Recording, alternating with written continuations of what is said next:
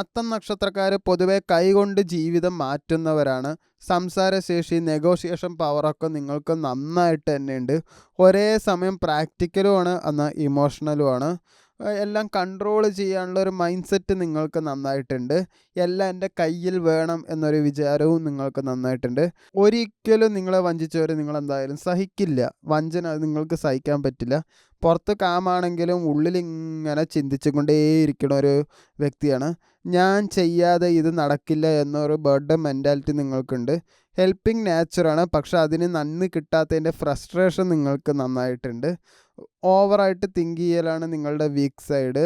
Sleep issue ഉണ്ട്, നന്നായിട്ട് ഉറങ്ങുക. ഇമോഷൻസ് തുറന്ന് പറയാൻ നല്ല ബുദ്ധിമുട്ട് നിങ്ങൾക്ക് നന്നായിട്ടുണ്ട്.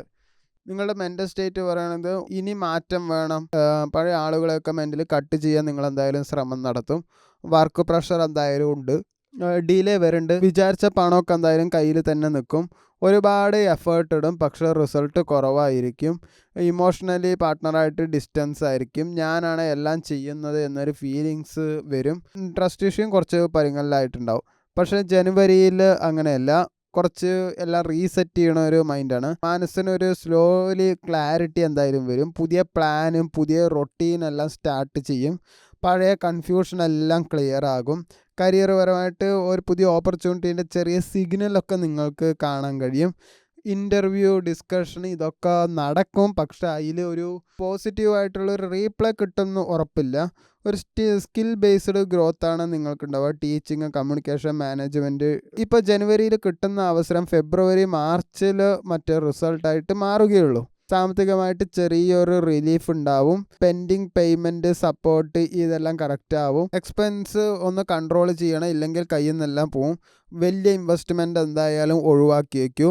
ബഡ്ജറ്റ് ഡിസിപ്ലിൻ ആണെങ്കിൽ അതിൽ എന്തായാലും നിങ്ങൾ വിജയിക്കുകയും ചെയ്യും. പ്രണയത്തിലാണെങ്കിൽ, റിലേഷൻഷിപ്പിലാണെങ്കിൽ ഇമോഷണലി കോൺവെർസേഷൻ ചാൻസ് ഉണ്ട്.